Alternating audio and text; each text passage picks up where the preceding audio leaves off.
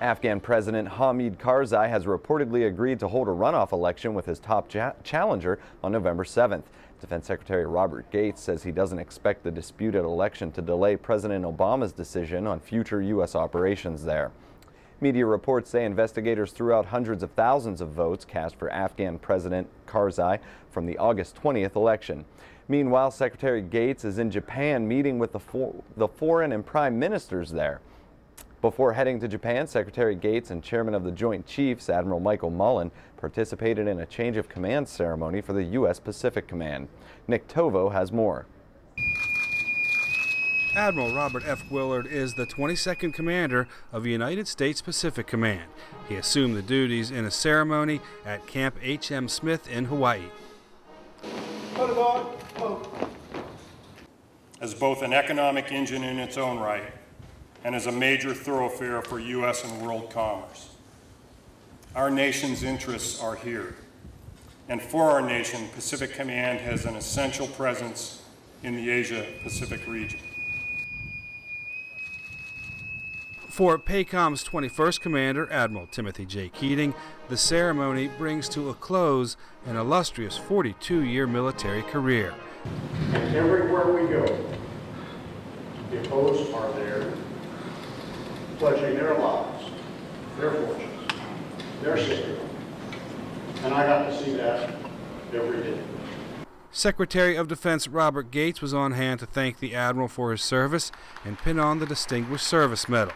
The SecDef praised Admiral Keating's role in sustaining peace and power in the Pacific. By following through on Admiral Keating's strategic vision, the men and women of this command have accomplished much over their commander's tenure. This is on top of providing nearly 30,000 troops, manning 5 combat-ready carrier strike groups and 44 ships, participating in 3 expeditionary strike groups supporting operations in Afghanistan and Iraq. Admiral Willard is well known to many in the Pacific for commanding U.S. Pacific Fleet, the world's largest fleet command. Now as PACOM Commander, he leads the largest U.S. combatant command. Nick Tovo, Camp Smith, Hawaii. President Barack Obama and Iraqi Prime Minister Nouri al-Maliki met Tuesday at the White House. They reportedly discussed the planned 2011 troop withdrawal. Meanwhile, a top commander in Iraq says he sees changes for the better there. Petty Officer Christina Moore explains. The great partnership America has forged with the Iraqi security and police forces is one of the greatest things done in Iraq. That from Brigadier General Robert Brown, the Deputy Commanding General, Multinational Division North. He provided an operational update Tuesday to the Pentagon Press Corps. During the briefing, he said he has seen vast changes in all aspects of Iraqi leadership. Changes are visible in the government and the partnerships that are at work. They're visible in the Iraqi security forces, both for the officers in charge and the soldiers they lead. And that in turn has led to an overall increase in security. This is the close of General Brown's second tour in Iraq, and he said the biggest difference he has seen is in the Iraqi security forces. He said during his first tour in 2004 it was difficult to get them to take charge, but now he says they are clearly in the lead of operations. Reporting from the Pentagon, I'm Petty Officer Christina Moore. And First Lady Michelle Obama paid a visit to workers at the Department of Veterans Affairs Tuesday to show her appreciation. You're their life insurers.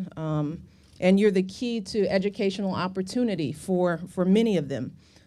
You help them buy homes, which is really, truly the very claim to the dream that they defend. Veterans Affairs Secretary Eric Shinseki praised the First Lady's work on behalf of service members. Coming up next and around the services, soldiers show service members test their performance prowess. But first, vaccine update.